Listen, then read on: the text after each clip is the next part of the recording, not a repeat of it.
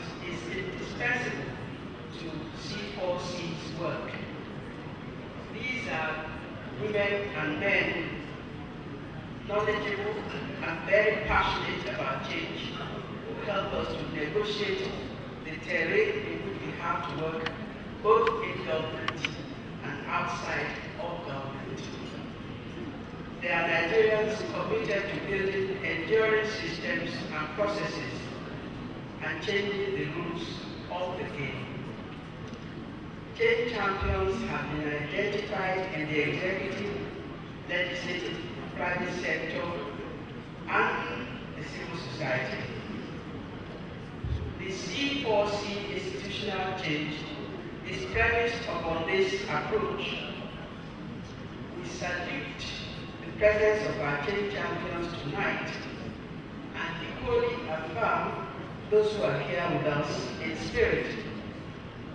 Your interventions are visible in the gains of our work. We thank you all. Let me start by saying a big congratulations to all the successful C4C mentees who are commemorating their formal set forth ceremony today. It is your positive attitude that has brought you thus far, considering the several rigorous trainings you all were subjected to. I congratulate you for your tenacity, your boldness, focus, and the doggedness of your purpose for having successfully completed your mentoring process, irrespective of all the hurdles and the sacrifices you had to make. I must say that your mental attitude is responsible for the height you've all achieved today. And if you must achieve more in your life, you must make conscious effort in developing your attitude in the right direction. Once again, I say congratulations. From all the testimonies as well in the book, I have come to the conclusion that all of them actually learned very useful lessons. 19 of them were involved in this program. All of them, one after the other, gave their backgrounds in the book, what they went through, what roles they came from, what other backgrounds they had, what is it that they gained from the process of mentoring. Distinguished ladies and gentlemen, as the Honorable Minister for Women Affairs said earlier, the book is a must read for everybody. And I will go further to say that since we want to catch them young, this book should be published and distributed, especially to students in secondary school. If they read the experiences of their compatriots at that level, most likely the C4C may not need to put in this program. The right attitudinal change can come from the learning experience of the students in the dual level of the educational system in this country. It is really a pleasure for me to congratulate C4C because it's been a tough journey. The sort of ambitions we set for ourselves had a reality check in each one of those domains, whether it was the legislature, monitoring the virtual poverty fund, all the barriers and the business as usual that one had to scale. I think one of the greatest challenges was when Anime came to me and said, mentee. I said, meant what? Okay.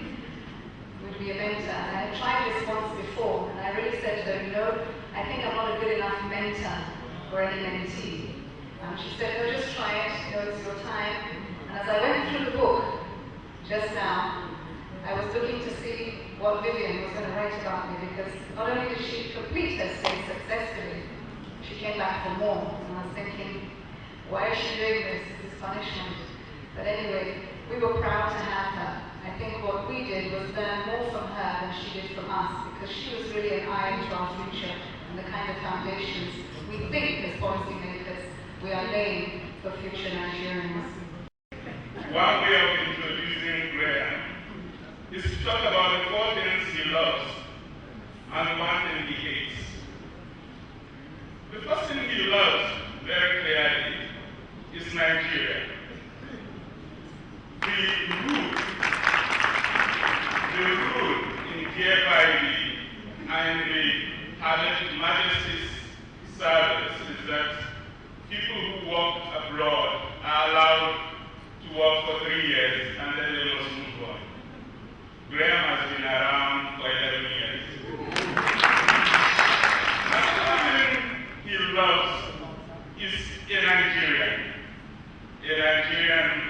from Benue, a Nigerian that's pretty, a Nigerian that given him great stability and more commitment to people.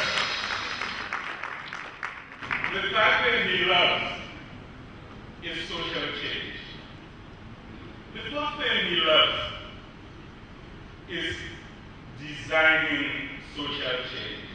Before I call on him, I think I want to talk about one thing he hates: sloppy work. We have, as DFID, done a lot of work around how can we contribute to Nigerians driving change. That's the question. The more that I think about it, the more that I think that we're on the right track. I think that the way to get change in Nigeria and other places too is to try to identify local political, social, economic processes where people have passion and see if you can find ways of supporting them to come together and to drive a wedge into these very tough constraints to change. I want to take the opportunity to also thank and commend specifically the C4C team. The team is, of course, entirely Nigerian. They've shown so much commitment. It's not been an easy road, as Amina pointed out, and as you all, I'm sure know, you all, I guess, in some way, shape or form touched by C4C. It's not easy trying to drive change in a place like Nigeria. It's not easy. It's not easy to try to bring a new way of working. The C4C team, led by